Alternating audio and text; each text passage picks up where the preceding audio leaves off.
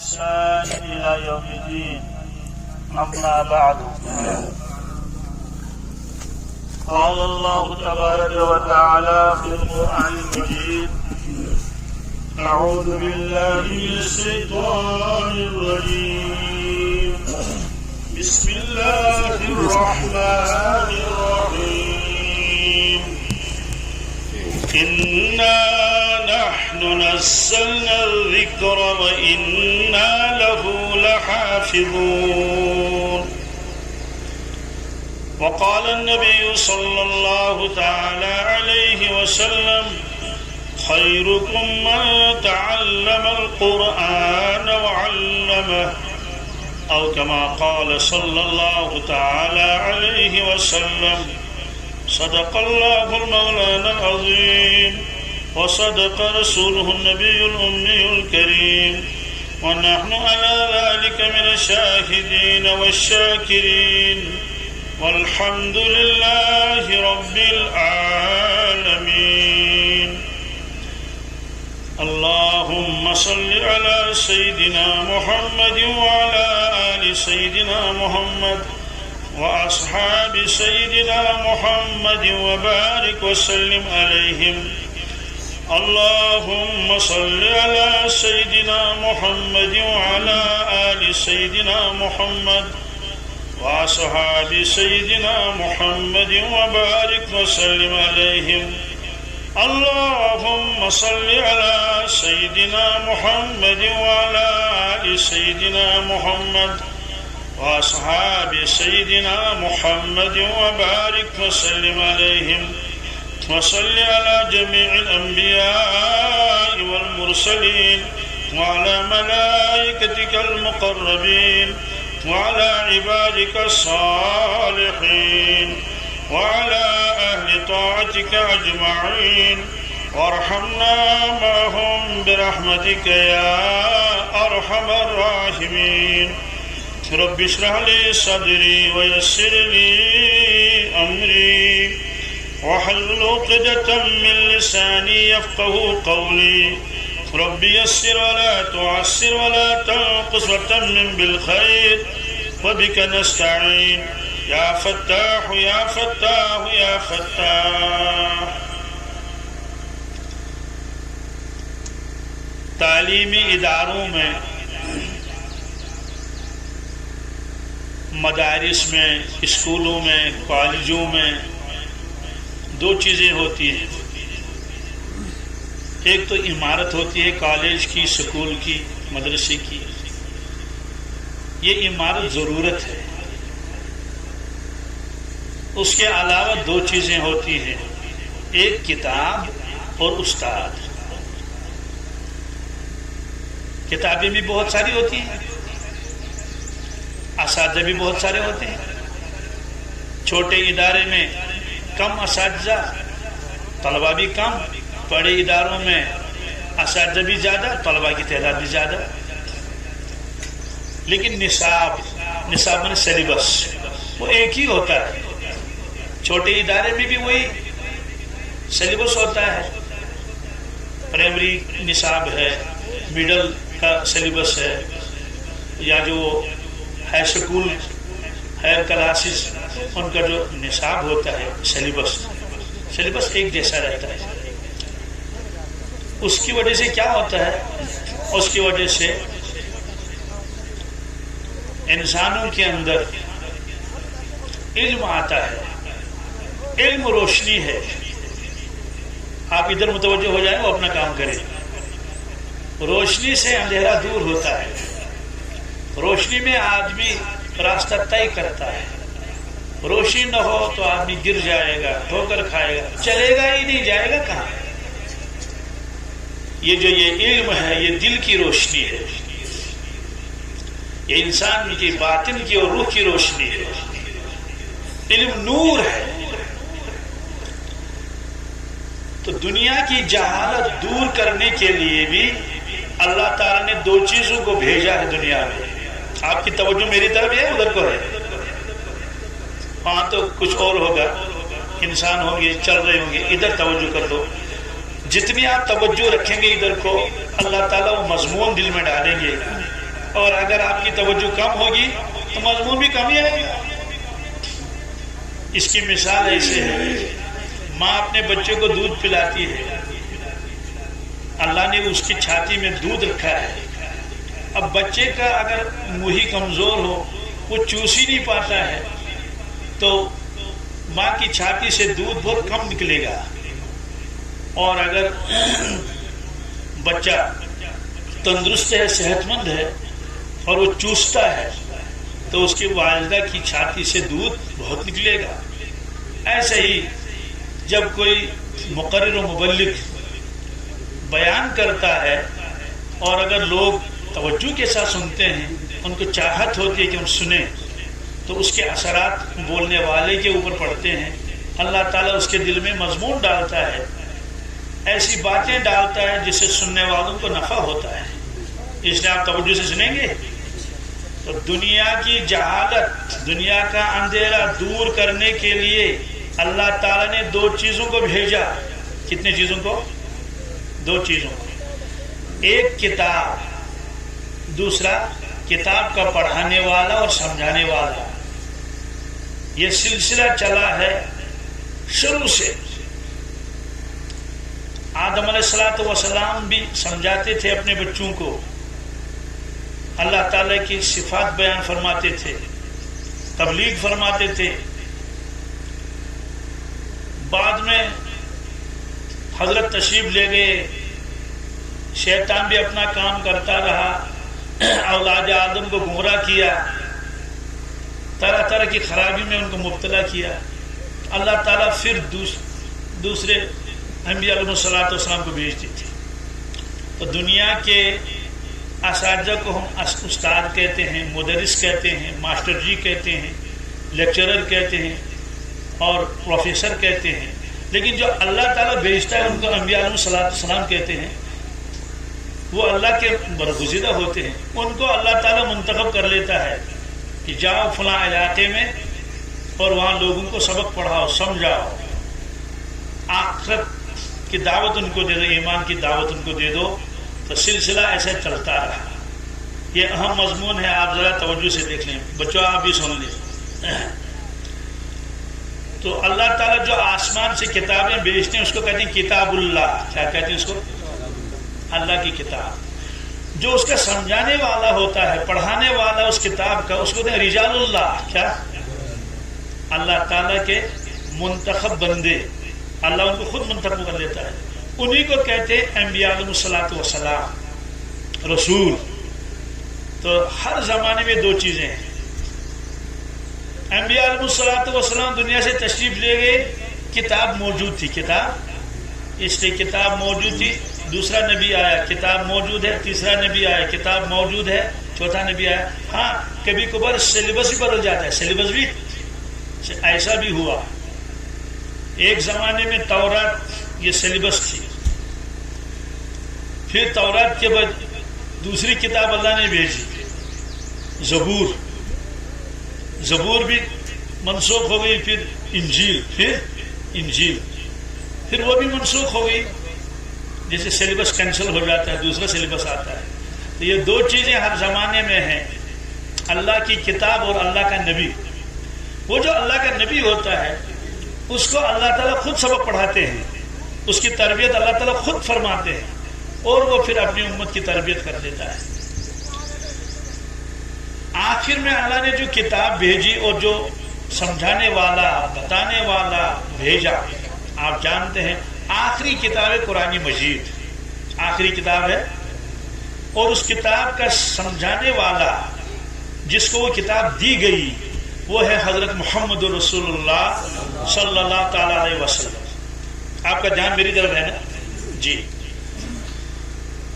اور اعلان کیا اللہ تعالیٰ نے، یہ جو یہ قرآن مجید ہے اب یہ قیامت تک رہے گا، یہ سلیبس اب بدلے گا نہیں۔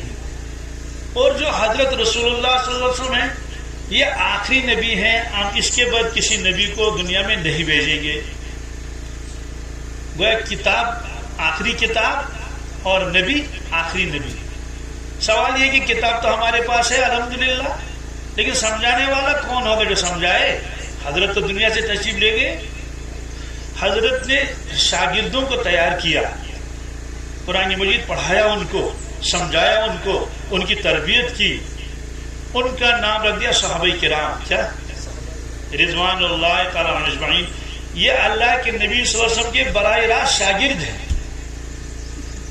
کیونکہ آپ صرف سبق نہیں پڑھاتے تھے، باطنی تربیت بھی کرتے تھے۔ تو باطنی تربیت والے کو ہم رہبر کہتے ہیں، شیخ کہتے ہیں، آج کل کی اسلام میں پیر کہتے ہیں، کیا کہتے ہیں؟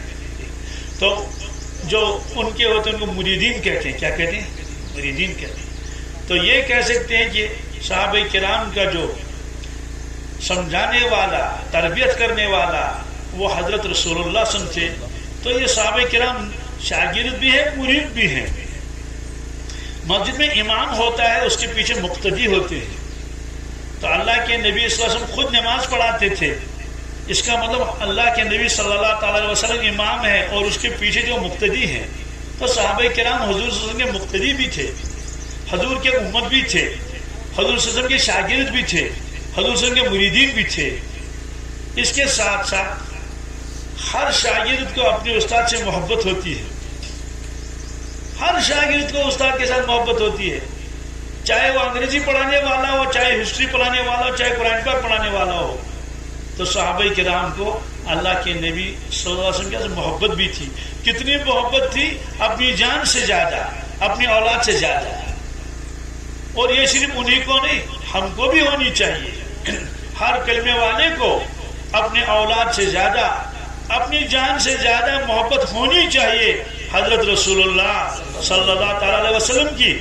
آپ نے خود فرمایا لا یؤمن احدکم حتی اکون احب الیہ من والدہ وولدہ والناس اجمعین۔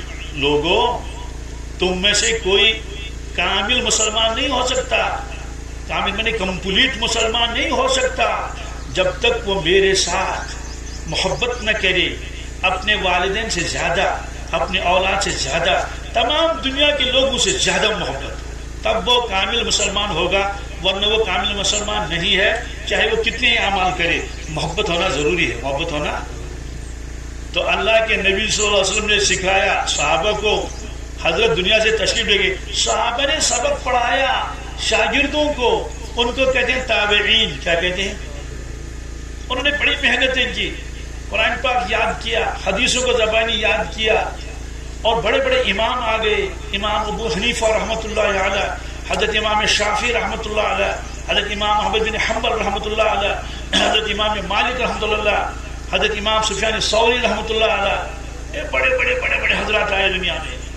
وہ جو پڑھانے کا سلسلہ ہے وہ جاری رہا، اور سیلیبس وہی، سیلیبس بدلا نہیں، حدیثیں وہی جو حضور صلی اللہ علیہ وسلم فرمائی تھی، سلسلہ چلتا رہا یہاں تک کہ سلسلہ یہاں تک پہنچا۔ کیا وہ سلسلہ آ رہا ہے، اور یہ سلسلہ آگے بھی جائے گا۔ یہ سلسلہ جی اساتذہ پڑھائیں گے شاگردوں کو، وہ علماء بنیں گے، حفاظ بنیں گے، قراء بنیں گے، قاضی بنیں گے، مفتی بنیں گے، مفسر بنیں گے، محدث بنیں گے، فقیہ بنیں گے، وہ پڑھائیں گے آگے، سلسلہ چلتا رہے گا۔ یہ ایک موضوع ہے۔ اب میں دوسرے موضوع پر آ جاؤں گا، آپ کا دھیان میری طرف ہے۔ اللہ تعالیٰ نے انبیاء علیہ الصلوۃ والسلام کو بھیجا، ساتھ میں کتاب دے دی۔ کیا دے دی؟ لیکن وہ کتاب اللہ تعالیٰ نے لکھی تھی اور کتابی حوالے کر دی، کتابی۔ حضرت موسیٰ علیہ الصلوۃ والسلام جبل طور پر گئے، جبل بنے پہاڑ، جیسے یہاں پہاڑ ہوتے ہیں نا، ہمالیہ ہے، پیر پنجال ہے، اور کون کون، ایسے مصر کے اندر ایک پہاڑ تھا، اسے کہتے تھے جبل طور۔ کیا؟ ایک کوہ طور۔ وہاں کوہ طور پر آپ تشریف لے گئے، آپ نے 40 دن اعتکاف فرمایا۔ حضرت موسیٰ علیہ السلام نے 40 دن، جیسے ہم لوگ اعتکاف کرتے ہیں مسجدوں میں 1 مہینے کا اعتکاف، تو حضرت نے 40 دن اعتکاف فرمایا۔ جب 40 دن ختم ہو گئے تو اللہ تبارک تعالیٰ نے ان کو لکھی ہوئی کتاب دے دی، لکھی ہوئی وہ تختیاں تھی، یہ قرآن پاک میں ہے۔ تو وہ جو تختیاں تھی وہ اللہ عالم کتنی تھی، تو جب آپ تشریف لائے تو آپ نے ان تختیوں کو اپنے دوش مبارک میں، دوش مبارک کندھے کے اوپر لایا تختیوں کو، اور آگے بستی میں پہاڑ سے آئے کس میں؟ تو وہ جو کتاب تھی وہ ایک ساتھ ملی، ایک ساتھ یہی اصول تھا۔ اس کے بعد زبور اللہ تعالیٰ نے دے دی داؤد علیہ السلام کو، وہ بھی لکھی ہوئی تھی، وہ بھی کتاب لے کر آئے اور اپنی قوم میں آئے اور قوم کو درس دینا شروع کر دیا۔ اس کے بعد اللہ تعالیٰ نے ایک اور کتاب بھیج دی، اس کا نام انجیل، کیا؟ اور کس کو حوالے کر دی وہ کتاب؟ حضرت سیدنا عیسیٰ علیہ السلام کو، یعنی کتاب دے دی، کیا؟ اب آخر میں جب تشریف لائے حضرت رسول اللہ صلی اللہ تعالی علیہ وسلم، سوال ہے کہ آپ کو جو کتاب ملی وہ ایک ساتھ ملی یا ایک ایک پارہ ملا یا ایک ایک سورہ ملا تو کس پر لکھا ہوا تھا؟ کاغذ پر لکھا ہوا تھا، کپڑے کے اوپر لکھا ہوا تھا، کسی تختی پر لکھا ہوا تھا؟ یہ ہے سوال سمجھ میں آ گیا؟ آپ سنیے، نہ کاغذ پر لکھا تھا، نہ تختی پر لکھا تھا، نہ ایک کتاب تھی، بلکہ ایک فرشتہ ہے حضرت جبرائیل علیہ السلام، یہ تمام فرشتوں کا سردار ہے۔ اس کے ذمہ کام کیا ہے؟ یہ پیغام لاتے تھے انبیاء علیہ السلام تک، اللہ کا پیغام، اس کو جبریل امین علیہ السلام کہتے ہیں۔ ساری آسمانی کتابیں یہی لے کر آیا ہے۔ اب جب قرآن پاک کی باری ہے، قرآن پاک لکھا ہوا تھا لوح محفوظ میں، کس میں؟ تو اللہ تعالیٰ نے سارا قرآن پاک ایک ساتھ نہیں بھیجا، یہ 114 صورتیں لے لو، نہیں، بلکہ جبریل امین علیہ السلام آتے تھے اور سناتے تھے، زبانی سناتے تھے، لکھا ہوا کہیں نہیں، زبانی سناتے تھے اور آپ سنتے تھے۔ حضرت رسول اللہ صلی اللہ علیہ وسلم سنتے تھے، وہ سنا رہے ہیں، یہ سن رہے ہیں، لکھا ہوا کسی پر بھی نہیں لکھا ہوا۔ یہ سلسلہ چلتا رہا 23 سال تک، کتنے؟ 20 اور 23 سال تک سلسلہ چلتا رہا۔ معلوم ہوا کہ قرآن پاک ایک ساتھ نہیں دیا گیا، نہیں۔ اب جو وہ نازل ہوتا تھا اس کی شکل یہ تھی، جبریل امین علیہ السلام سناتے تھے اور حضرت رسول اللہ صلی اللہ علیہ وسلم سنتے تھے۔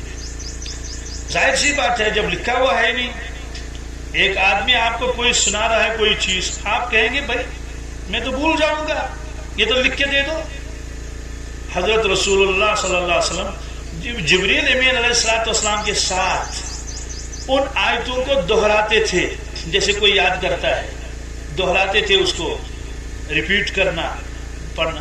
اللہ تعالیٰ نے فرمایا لا تحرک بہ لسانک لتعجل بہ، یا رسول اللہ صلی اللہ علیہ وسلم، جب ہمارا یہ فرشتہ جبریل امین علیہ السلام آپ کو ہمارا پیغام سنائیں گے، قرآن پاک سنائیں گے، آپ خاموش رہیں، آپ پڑھنے کی کوشش نہ کریں، آپ دہرائیں نہیں، خاموش رہیں۔ سوال یہ ہے کہ جبریل امین علیہ السلام تو واپس جائے گا، آسمانوں پر جائے گا، تو ہمیں یاد کیسے رہے گا؟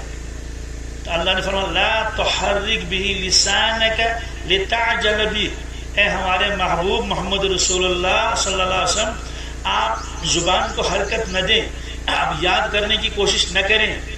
لا تحرک بہ لسانک لتعجل بہ، تاکہ جلدی جلدی جلدی جلدی آپ اس کو حفظ کریں، نہیں، آپ ایسا مت کریں۔ سوال ہے کہ پھر کیا ہوگا؟ لکھا ہوتا ہے نہیں، ان علینا جمعہ وقرآنہ، یہ ہماری ذمہ داری ہے، یہ اللہ تعالیٰ فرما دے، کون؟ یہ ہماری ذمہ داری، ان علینا، ہمارے اوپر اس کی ذمہ داری ہے۔ ان علی جمعہ، اس قرآن پاک کو آپ کے سینے مبارک میں، دل مبارک میں ریکارڈ کر کے رکھنا، کیا؟ یہ سمجھا رہا ہوں تاکہ بچے سمجھائیں، محفوظ رکھنا، یہ ہمارا کام ہے۔ یہ ان علینا جمعہ وقرآن، جمع رکھنا دل مبارک میں ہمارا کام ہے۔ اس کے بعد جب آپ اس کو سنانا چاہیں گے لوگوں کو، یاد تو ہو گیا، یاد تو معلوم ہے کہ آپ کو یاد کرنے کی ضرورت نہیں۔ آپ نے سورہ یاسین شریف یاد نہیں کی، آپ نے سورہ رحمان کو یاد نہیں کیا، آپ نے قرآن پاک کو کسی آیت کو یاد کیا ہی نہیں۔ کس نے؟ اللہ کے نبی صلی اللہ علیہ وسلم نے قرآن پاک کی کسی آیت کو یاد کیا ہی نہیں۔ یاد تو ہم کرتے ہیں، ہم کو یاد کرنا پڑتا ہے، کیسے؟ یاسین والقرآن الحکیم، یاسین والقرآن الحکیم، یاسین والقرآن الحکیم۔ جب حفظ کرتے ہیں تو آدمی جو ہے اپنے جسم کو کیا کرتا ہے؟ آگے پیچھے کہیں فطرت ہے، انک لمن المرسلین، انک لمن، آپ نے ایسے یاد نہیں کیا، بلکہ ایک ہی مرتبہ جبریل نے سنایا، آپ کو سارا یاد ہو گیا. آپ کو سارا ایک ہی مرتبہ سننے سے سارا یاد ہوتا تھا، اس لیے آپ کو قرآن پاک یاد کرنے کی ضرورت پیش نہیں آئی، چونکہ یہ اللہ نے فرمایا سنقرئک، ہم آپ کو خود پڑھائیں گے، فلا تنسا، پھر آپ کبھی بھولیں گے نہیں. پھر آپ کبھی، ہم لوگ تو بھول جاتے ہیں، اسی لیے کہتے ہیں یہ پکا حافظ ہے، یہ کچا حافظ ہے، یہ رمضانی حافظ ہے. رمضان میں دن میں یاد کرتا ہے پارا اور شام کو سناتا تراویح میں. جس دن وہ دن میں پارا یاد نہیں کرے گا، شام کو نہیں سنائے گا، یہ رمضانی حافظ ہے کیا؟ ہاں، کچھ حافظ ہوتے ہیں مستقل حافظ. کیا مستقل حافظ؟ اس کو رمضان میں بار بار یاد کرنے کی ضرورت نہیں ہے، جس پارے کو پڑھو. ہمارے مدرسے میں ایک مدرس ہیں، وہ مفتی بھی ہیں، بہت قابل ہے، نام تو میں نہیں لوں گا. الحمدللہ اللہ کا شکر ہے، سارا قرآن پاک اس کو ایسا یاد ہے جیسے الحمد شریف، جیسا سارا قرآن پاک. اس سے کہیے کہ آپ 15واں پارہ پڑھ لیجو، پڑھنا شروع کر دے گا. کوئی اسے کہے گا 20واں پارہ پڑھ لو، شروع کر دے گا. اس کا امتحان کوئی لینا چاہے، کہیں سے بھی اس کو پوچھو 30 پاروں میں وہ پڑھنا شروع کر دے گا، اٹک وٹک کچھ بھی نہیں، اٹک وٹک. تو میں نے اسے پوچھا، میں نے کہا مفتی صاحب حفظ تو میں نے بھی کیا ہے، لیکن میری عمر تو تقریباً 29 سال کی تھی جب میں نے حفظ ختم کیا. 29 سال کتنی؟ اس لیے کہ ہم تو بچپن میں پڑھنے کے لیے گئے نہیں، بچپن میں تو اسکول میں جاتے تھے، پھر اس کے بعد کیا کیا کیا وہ تو الگ مسئلہ ہے. تو میں نے کہا میں نے تو محنت بہت کی ہے، لیکن میرا قرآن پاک اتنا پختہ نہیں ہے. آپ کو اتنا پختہ قرآن پاک ہے.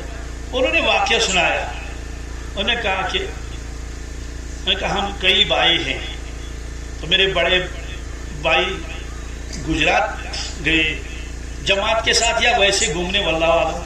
وہاں انہوں نے مدارس دیکھے، ان میں دیکھے چھوٹے چھوٹے بچے حفظ کر رہے ہیں. ان کو شوق ہو گیا کیوں نہ میں بھی بھائیوں میں سے ایک بھائی کو یہاں بھیجوں حفظ کرنے کے لیے. جب وہ واپس آیا تو میرے والدین سے کہا کہ ہم اس کو بھیجیں گے گجرات، یہ کرے گا وہاں حفظ. والدین نے مانا نہیں، تو وہ روٹھ گیا.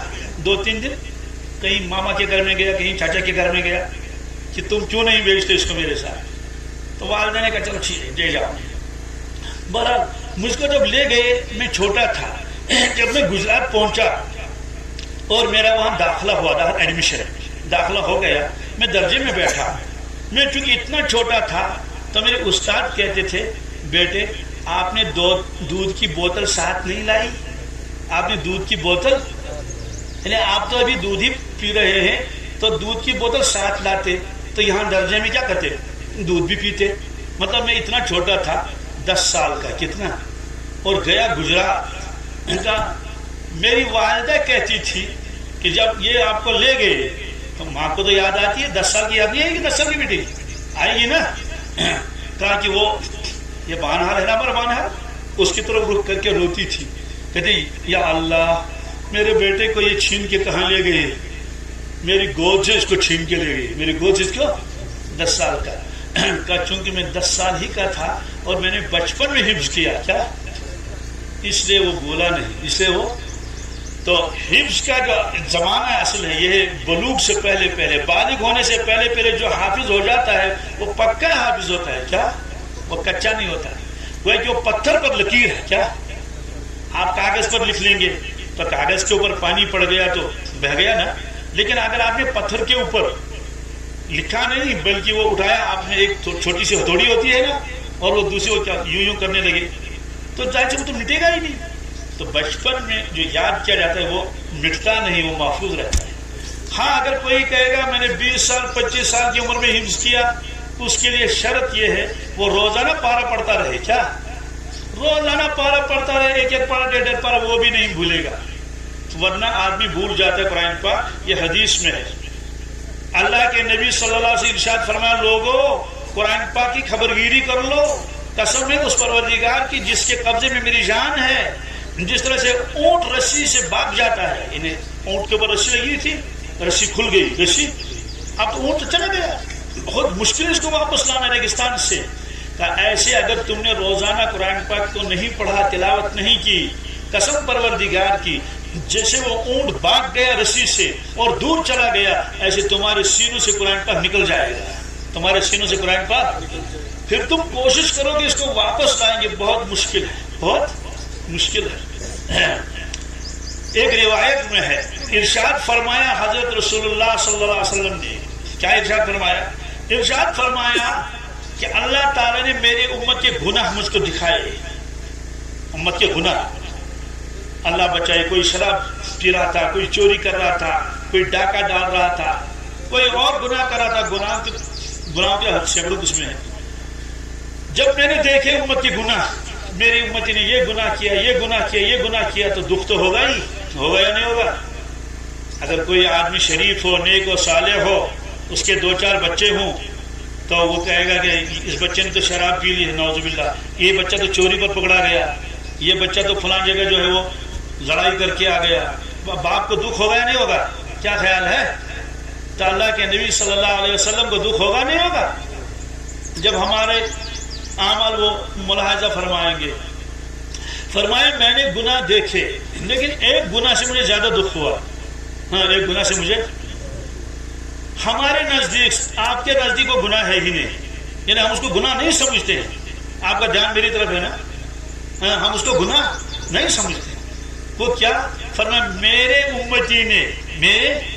امتی نے کسی امتی نے قرآن پاک کا ایک حصہ یاد کیا تھا، قرآن پاک کا ایک حصہ، مثلا سورہ یاسین یاد کیا تھا، سورہ رحمان یاد کیا تھا، پارہ ام یاد کیا تھا، اور بعد میں اس کو بلا دیا، بعد میں اس کو، یہ جو مجھے دکھایا گیا اس کا مجھے زیادہ دکھ ہوا، اس کا مجھے، یعنی وہ گناہگار کا زیادہ مجھے دکھ نہیں ہوا، دکھ تو اس کا بھی ہوا لیکن زیادہ نہیں، زیادہ دکھ مجھے ہوا جب اس امتی کا نام اعمال میں نے دیکھا، اس میں یہ لکھا تھا کہ اس کو سورہ یاسین یاد تھی سورت، اس نے اس کو بلا دیا، پارے ہم بلا دیا، مجھے دکھ ہوا بہت۔ گویا آپ چاہتے ہیں کہ جو امتی جو قرآن پاک یاد کرے وہ بھولے نہیں، تو وہ بھولا کیوں؟ اس کا مطلب یہ ہے کہ وہ پڑھتا ہی نہیں تھا، پھر وہ پہلے تو اس کی دینی حالت اچھی تھی، شوق میں سورہ یاسین یاد کیا، سورہ رحمان یاد کیا، پارہ ام یاد کیا، اب وہ دین سے اتنا دور ہو گیا کہ آپ جو یاد کیا تھا وہ بھی بلا دیا، معلوم ہے کہ پہلے قریب تھا قرآن پاک کے، اب یہ دور ہو گیا اللہ کی کتاب سے۔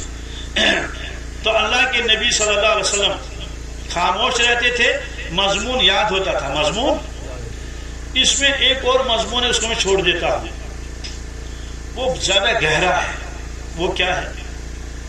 ان علینا جمعہ قرآن، ہم اس قرآن پاک کو آپ کے سینے میں محفوظ کریں گے، پھر جب آپ کو سنانے کا موقع ملے اپنے صحابہ کو، وہ ذمہ داری بھی ہماری ہے، وہ ذمہ داری بھی، سوال سمجھ میں آ گیا؟ بھائی اللہ تعالیٰ فرماتے ہیں ہمارے ذمہ 2 کام ہیں، کتنے؟ نمبر 1 یہ قرآن پاک آپ کے سینے مبارک میں محفوظ رکھنا کہ آپ بھولے نہیں، یہ ہمارے ذمہ۔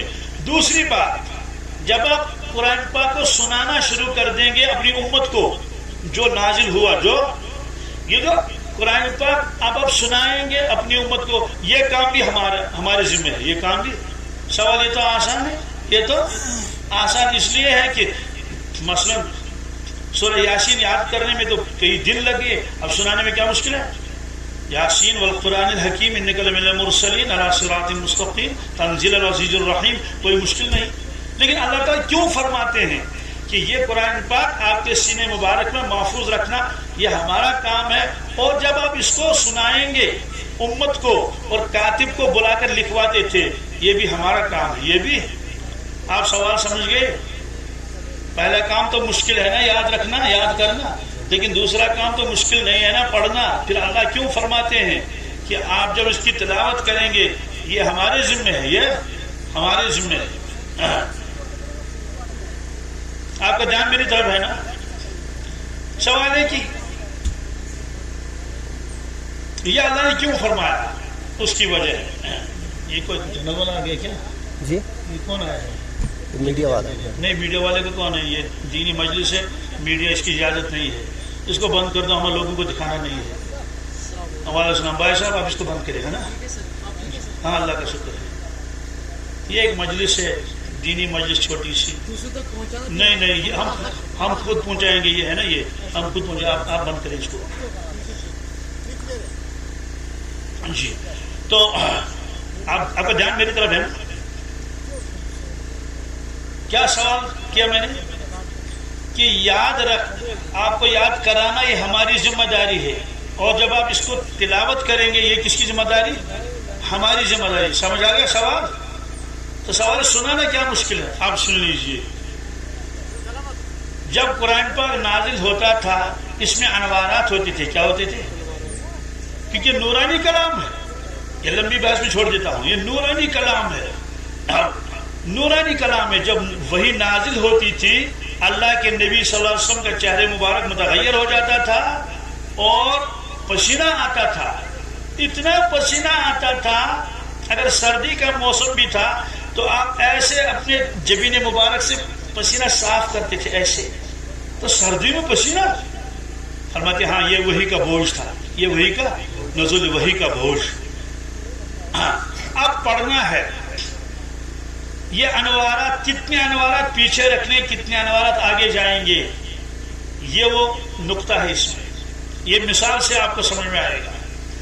میں ایک علاقے میں گیا, مغرب کے بعد بیان تھا, مسجد میں بیان کر رہا تھا.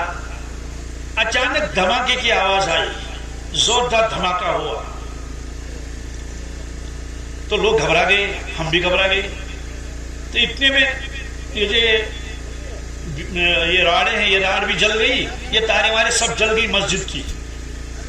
میرے سامنے ایک ٹیبل رکھا ہوا تھا, اس پر پانی رکھا ہوا تھا اور لوگوں نے موبائل رکھے تھے.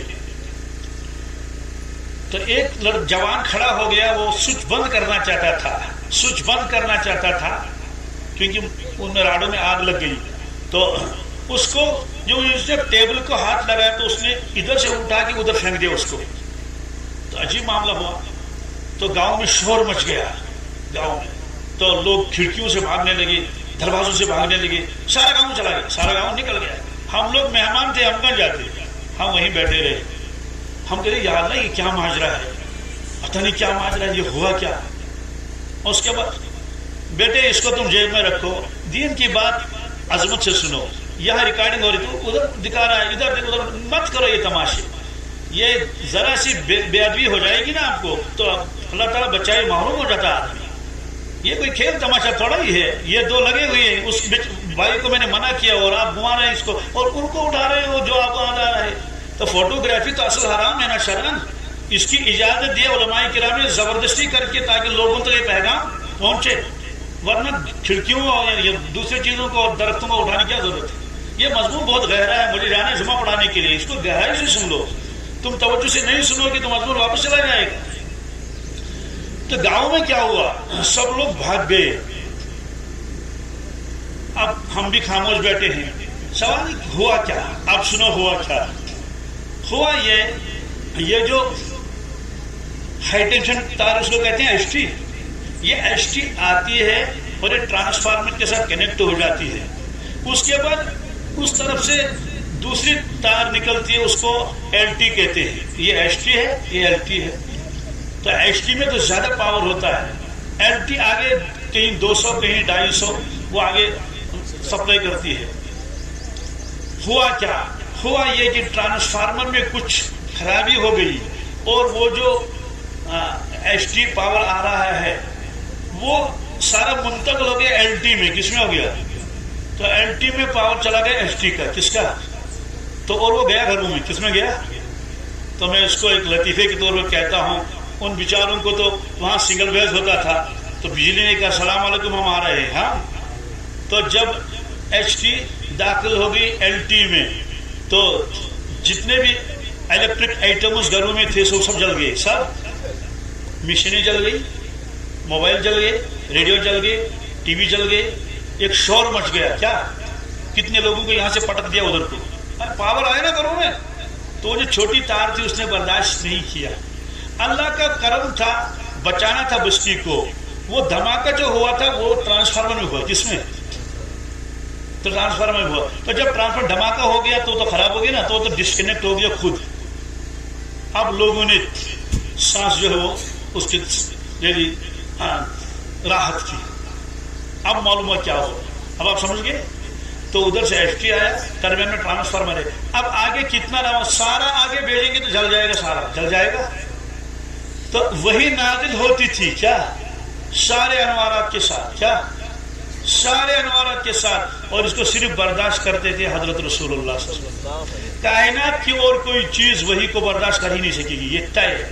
یہ قرآن پاک میں لو انزلنا هذا القرآن على جبل لرأيته خاشعا متصدعا من خشية الله.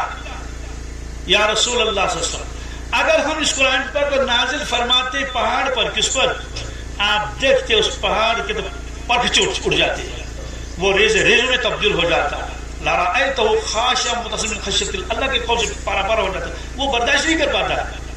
یہ حضرت ہی تھی, حضرت کی شان اور اس کی ذات پاک کہ یہ قرآن پاک نازل ہوا سارے انوارات کے ساتھ. کیا اسی لیے آپ کو پسینہ آتا تھا, چہرے مبارک کا رنگ متغیر ہو جاتا تھا. اس کے بعد آپ کاتب کو بلاتے تھے, کس کو, کہ لکھو یہ. آپ جب زبان مبارک سے اس کو تلفظ کرنا ہے نا, اللہ نے فرمایا یہ ہمارا کام ہے, یہ کہ کتنے انوارات کو پیچھے رکھنا ہے, کتنے انوارات کو پیچھے رکھنا ہے, اور کتنے انوارات کو آگے بھیجنا ہے ان الفاظ کے ساتھ. یہ ہمارا کام ہے. اس لیے اللہ نے فرمایا ان علینا جمعہ وقرآن, ہاں ہمارے ذمہ ہے قرآن پاک کو محفوظ رکھنا آپ کے سینے مبارک میں, اور جب آپ اس کا تلفظ کریں گے, سنائیں گے اپنی امت کو, وہ بھی ہمارا کام ہے. وہ بھی یعنی کتنا آسان کر کے اس کو آگے بھیجنے ہمارا کام ہے. یہ بھی قرآن پاک میں فإنما يسرناه بلسانك یا رسول اللہ صلی اللہ علیہ وسلم, ہم نے آپ کی امت کو قرآن پاک پڑھنا یہ آسان کر دیا, لیکن آپ کی زبانی مبارک سے گزار کر, زبانی مبارک سے گزار کر. تو ورنہ تو سارے لوگ جل جاتے. سورہ یاسین کون پڑھتا, قل هو اللہ احد کون پڑھتا, اور راکھ ہو جاتی اس کی, وہی کوئلہ بن جاتا, کوئلے کی طرف جل جاتا. تو آپ نے سارے انوارات پیچھے رکھ دیے. یہ انوارات کی بحث بہت لمبی ہے, زندگی کی کسی کو بیان کر لوں. ان علینا جمع قرآن فاذا قرأناه فاتبع قرآنہ. یا رسول اللہ صلی اللہ علیہ وسلم, جب ہم تلاوت کریں گے, یعنی ہمارا فرشتہ سنائے گا آپ کو, فاتبع قرآنہ, آپ کان لگا کر سنیں. کیا اب سوال یہ ہے کہ اس کی وضاحت کون کرے گا, اس کلام کی وضاحت کون کرے گا, اس کلام کی وضاحت. یہ بھی لمبا موضوع ہے. شاعر کلام کرتا ہے نا, شاعر کیا کرتا ہے, ہر ایک اس کے معنی کو نہیں سمجھتا. اردو میں ایک شعر ہے, مغز کو باغ میں جانے نہ دینا, مغز کو باغ میں کہ ناحق خون پروانے کا ہوگا. مغز کہتے ہیں شہد کی مکھی کو, شاعر کہتا ہے شہد کی مکھیوں کو باغ میں مت جانے دو, پابندی لگاؤ, کیا یہاں مت آؤ.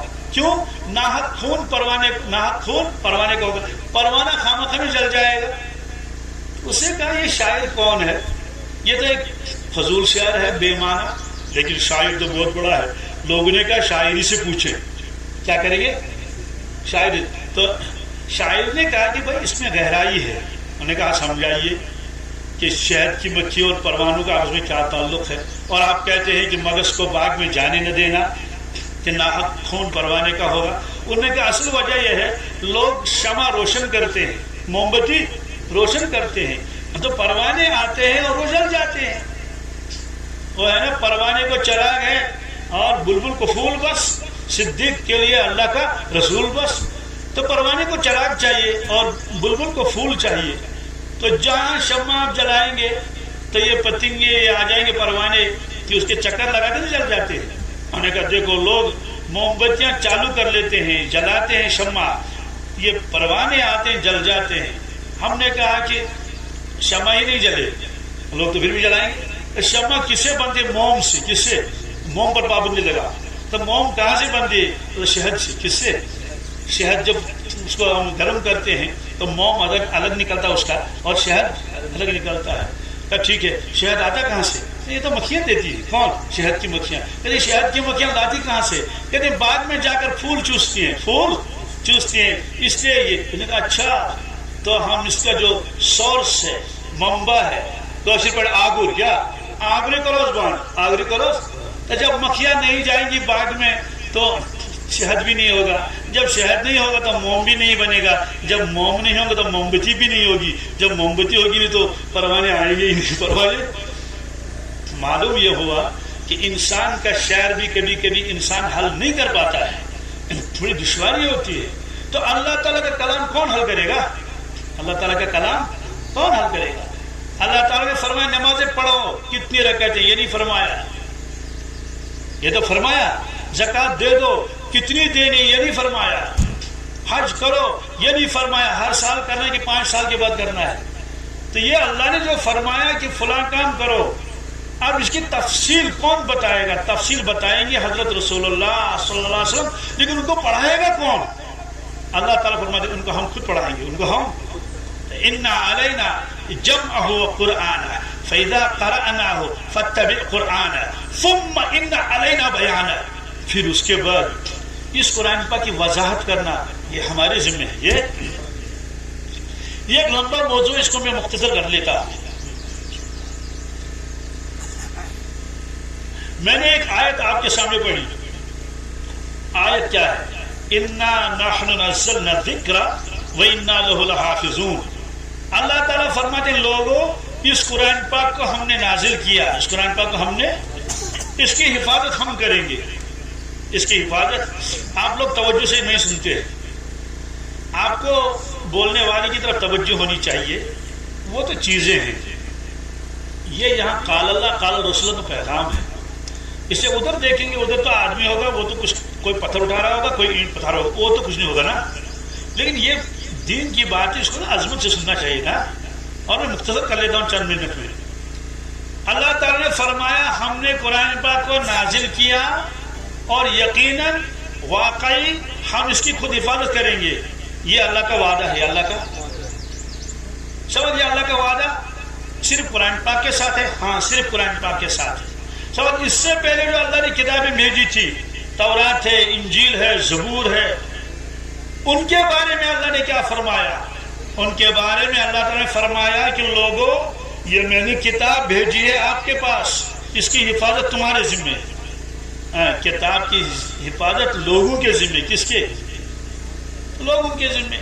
کشمیری ایک محاورہ ہے، روشس دوہا، روشس چورس گڑا، چورس یعنی جو راکھی ہوتا ہے نا، شکدری میں سے بنا روچ، جو دوہس پہ ہوا روچ، لیکن جب چور آتا ہے نا وہ چند منٹوں میں چوری کر کے چلا گیا۔ تو جس طرح سے چیزوں کی چوری ہوتی ہے ایسے علم کی چوری ہوتی ہے، کتابوں کی چوریاں ہوتی ہیں۔ اس کا مطلب یہاں سے کتاب اٹھا کے چوری نہیں، کتاب کے مضامین کو بدل دیا جاتا ہے، یہ کتاب کی چوری ہے کتاب کی۔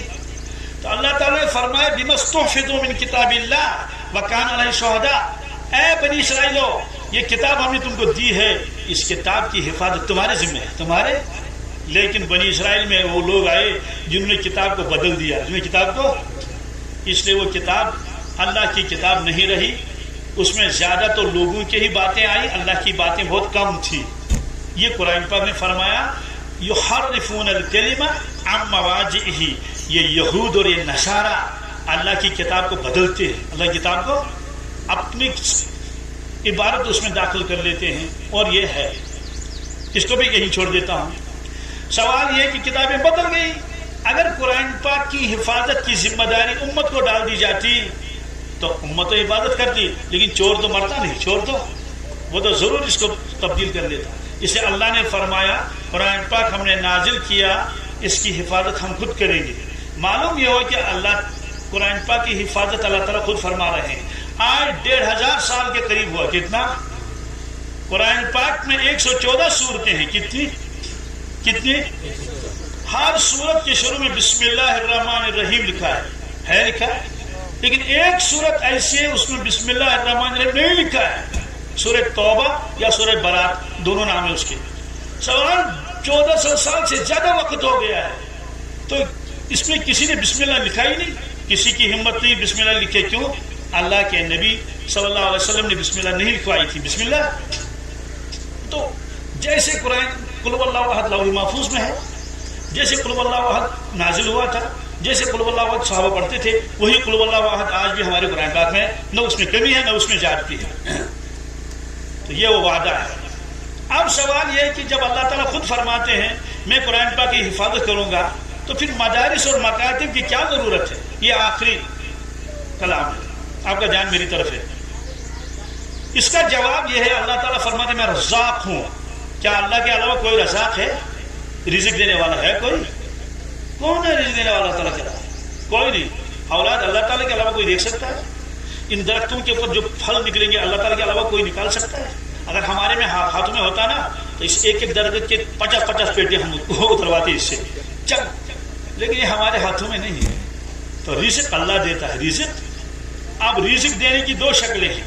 بغیر محنت کے، کیا بغیر محنت کے آسمان سے رزق آ جائے، غیب سے رزق آ جائے، یہ اللہ کے لیے مشکل نہیں ہے. یہ قرآن پاک میں، حدیث میں. قرآن پاک میں کیا ہے؟ ایک خاتون ایک کمرے میں عبادت کرتی تھی اور اس کی کفالت اس کے خالو جان حضرت زکریا علیہ السلام کے ذمے تھی. تو زکریا علیہ السلام روٹیاں لاتے تھے، سالن لاتے تھے، جو بھی ہو میوے لاتے تھے اور ان کے پاس لے جاتے تھے حضرت مریم کے پاس رضی اللہ عنہا. وہ عبادت کرتی تھی. قرآن پاک نے فرمایا کہ پہلی مرتبہ جب اللہ نے غیب سے رزق بھیجا اس کے پاس، زکریا علیہ السلام اوپر چڑھے دوسری منزل میں اور سیڑھی لگائی چڑھے. پھر جب اترتے تھے سیڑھی اتارتے تھے، یعنی وہ والی سیڑھی پھٹ جو ہوتی وہ نہیں ہے ایسے جب سیڑھی لگاتے ہیں نا، درختوں پر لگاتے ہیں سیڑھی، تو اس طرح کی سیڑھی. تو حضرت جب پہلی مرتبہ داخل ہوئے اس میں، جب رزق آنا شروع ہو گیا، کلما دخل علیہا زکریا المحراب وجد عندها رزقا قال یا مریم انی لک ھذا قالت هو من عند اللہ ان اللہ یرزق من یشاء بغیر حساب. جب اس نے رزق دیکھا اس نے کہا یا مریم انی لک ھذا، مریم میرے بغیر تو یہاں کوئی آتا ہی نہیں، یہ رزق کہاں سے آیا؟ انہوں نے کہا یہ اللہ تعالیٰ نے بھیجا تھا. یہ اللہ تعالیٰ نے ساتھ میں یہ بھی کہا ان اللہ یرزق من یشاء بغیر حساب، اللہ جس کو چاہے بغیر حساب کے رزق دے سکتا ہے. اس کے بعد تو رزق آنا شروع ہو گیا. وہ پھل پتہ نہیں کہاں سے آتے تھے، اس ملک کے پھل نہیں تھے، تو غیب سے رزق آتا تھا. حالانکہ وہ نبی نہیں تھی، کیا؟ کیونکہ عورت کوئی نبی نہیں آئی ہے دنیا میں، وہ صدیقہ تھی. کیا تھی؟ یعنی یہ ایک مقام ہے، مقام صدیقیت. یہ نبیوں کے بعد ہوتا ہے مقام، اس کو وہ مقام دیا تھا. تو قرآن پاک نے فرمایا غیب سے رزق آتا تھا. تو اللہ تعالیٰ غیب سے رزق بھیج سکتے نہیں بھیج سکتے؟ ایسے ایک صحابی حضرت خبیب رضی اللہ تعالیٰ اس کو مکہ شریف کے کفار نے بند کر دیا اور کوٹری میں بند کر دیا کہ اس کو شہید کریں گے. لیکن شہید کیوں نہیں کیا؟ کہتے ہیں کہ آج ابھی بڑے دن ہیں ہمارے، یہ بڑے دن ختم ہو جائیں گے تو پھر اس کو شہید کریں گے. آپ کا دھیان میری طرف ہے نا، یہ آخری کلام ہے. وہ خاتون کہتی ہے کہ ایک چھوٹا سا دریچہ تھا ایسے روشن دان، میں کبھی کبھی یوں دیکھتی تھی یہ جوان جو ہم نے بند کر کے رکھا ہے ہمارے لوگوں نے، یہ کیا کر رہا ہے؟ یہ کیا؟ میں دیکھتی تھی ایسے اونچا ہو کے اسے، قسم کھا کر کہتی تھی میں دیکھ رہی تھی یہ تازہ انگور کھاتا تھا. تازہ انگور، حالانکہ پورے مکہ میں ایک انگور بھی نہیں تھا، انگور کا موسم بھی نہیں تھا. قسم کھا کر کہتی ہے. تو اللہ تعالیٰ اس کے پاس انگور بھیجتا تھا غیب سے. یہ روایت بخاری میں ہے. تو وہ واقعہ قرآن پاک میں ہے، یہ روایت بخاری شریف میں. معلوم ہے اللہ تبارک تعالیٰ بغیر اسباب کے بھی رزق دے سکتا ہے، لیکن قانون نہیں. کیا؟ قدرت تو ہے لیکن قانون نہیں. قانون کیا ہے؟ لوگوں تم زمینداری کر لو، ہل چلاؤ، پانی بھر دو، ہے نا، اور بیج ڈالو، زمینداری کر لو، ہمت کر لو. یا اللہ جب میں سارے کام کروں گا، بیج بھی میں بھی ڈالوں گا، درخت میں لگاؤں گا، کھاد میں ڈالوں گا، کٹائی گڑائی میرے ذمہ ہے، پانی بنا، آپ کیا کریں گے؟ اللہ نے فرمایا سیبوں کا نکالنا میرے ذمہ ہے، سیبوں کا نکالنا، اخروٹ اور بادام کا نکالنا میرے ذمہ میں ہے. اور جو تم بیج زمین میں ڈالو گے اس سے شالی اور گیہوں اور مکئی اور راجماش اور آلو اور سبزیاں، یہ ان کو نکالنا یہ میرے ذمہ ہے. یہ اگر ہم اللہ سے کہیں گے یا اللہ آپ تو قادر مطلق ہیں، یہ جو اب ہم سے کام لے رہے ہیں کہ کھدائی کرو اور زمین کو کھودو اور کھاد، یہ آپ خود کر لیں. اللہ تعالیٰ فرمائیں گے پھر زمین سے کوئی غلہ نہیں اترے گا، نکلے گا، نہ درخت رہیں گے نہ غلہ رہے گا.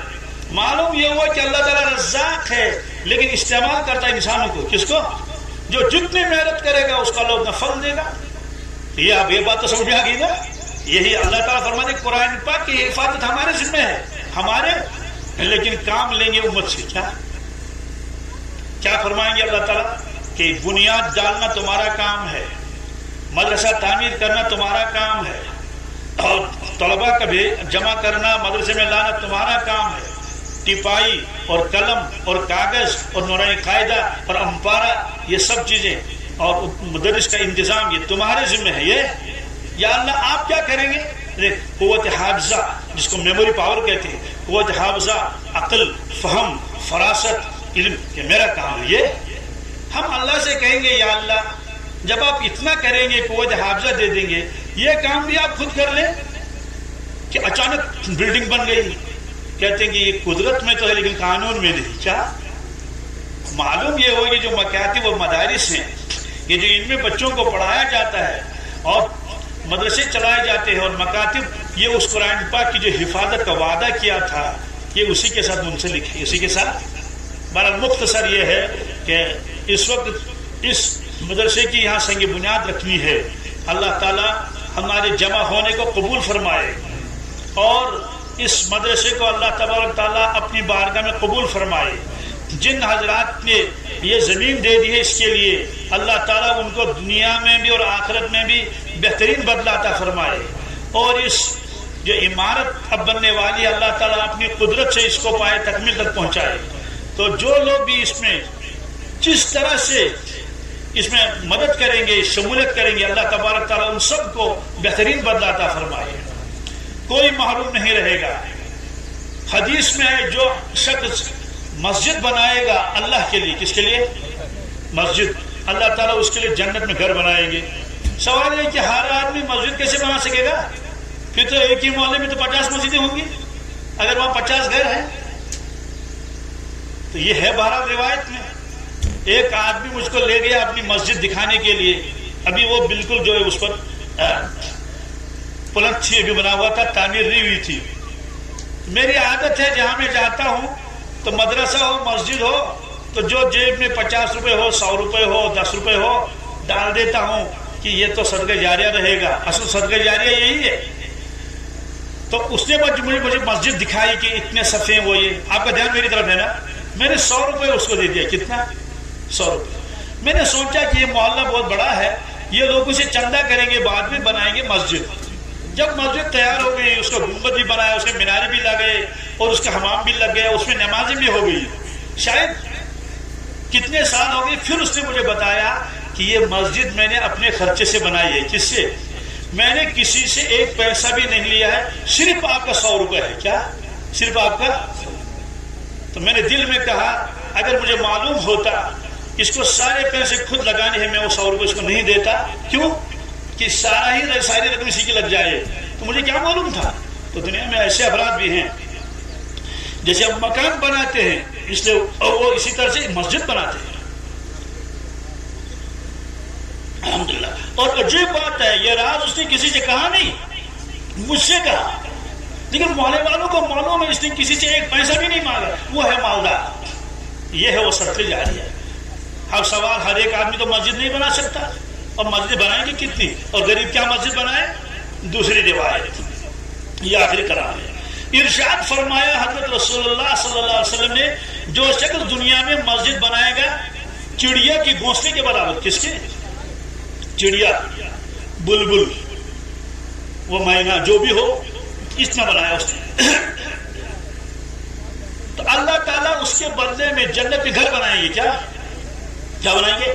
تو سوال ہے کہ چڑیا کے برابر مسجد ہوگی تو امام کہاں بیٹھے گا اور مقتدی کہاں بیٹھیں گے؟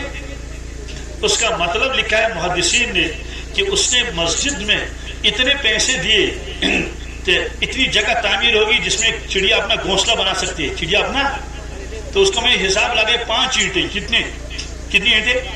1 اینٹ نیچے فرش, 1 اینٹ ادھر سے کھڑا کریں گے, یہ ادھر والی دیوار ہو جائے گی, یہ ادھر والی دیوار ہو جائے گی, اوپر سے ایک ایسے لگائیں گے, سلیب ہو جائے گی. تو کتنی ہوگی؟ 4 ہوگی. اب یہ سامنے بھی کھلا, پیچھے بھی کھلا اس کے, تو 1 اینٹ لائیں گے, اس کے 2 ٹکڑے کریں گے, ایک ٹکڑا ایسے رکھیں گے, ایک ٹکڑا ادھر سے رکھیں گے, یہ 5 اینٹیں ہیں. تو جو آدمی کسی مسجد میں 5 اینٹیں دے گا, کیا دے گا؟ اللہ تعالیٰ اس کو وعدہ فرماتے ہیں ہم جنت میں آپ کا گھر بنائیں گے. اور مساجد اور مدارس تو مسجد تو کہتی ہے بیت اللہ ہے، کیا ہے، اور مدرسے اور مکتب کو کہتی ہے بیت رسول اللہ صلی اللہ علیہ وسلم ہے، یہ اللہ کے نبی کا گھر ہے، یہ اللہ کے، تو وہ مسجد اللہ کا گھر ہے، یہ اللہ کے نبی کا گھر ہے۔ کیوں؟ مسجد میں عبادت ہوتی ہے، عبادت صرف اللہ کی ہوتی ہے، اور مدرسے میں تعلیم ہوتی ہے۔ جب یہاں عطیات سیکھے گا تب وہاں عطیات پڑھے گا، جب یہاں دعائے قنوت یاد کرے گا تب وہاں دعائے قنوت پڑھے گا، جب یہاں قرآن پاک یاد کرے گا تب وہاں قرآن پاک سنائے گا۔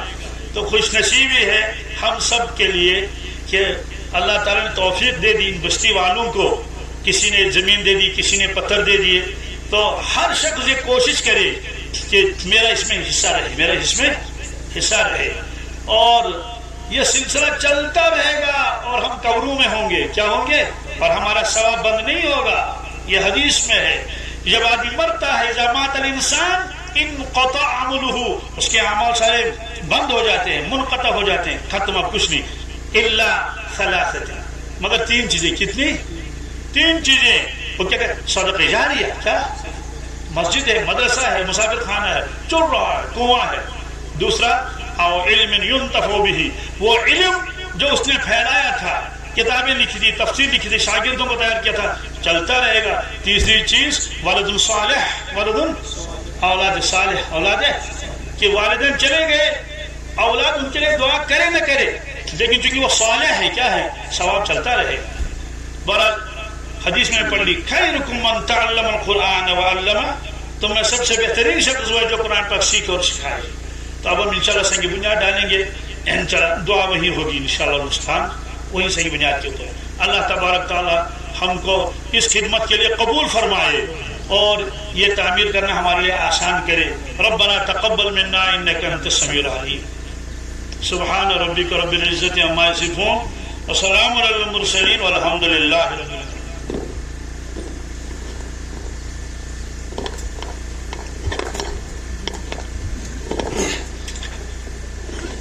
گرامی قدر سامعین، ایک اعلان سماعت فرمائیں کہ سنگ بنیاد کے بعد انشاءاللہ حافظ عادل صدیقی صاحب دامت برکاتہم عالیہ کا بیان ہوگا۔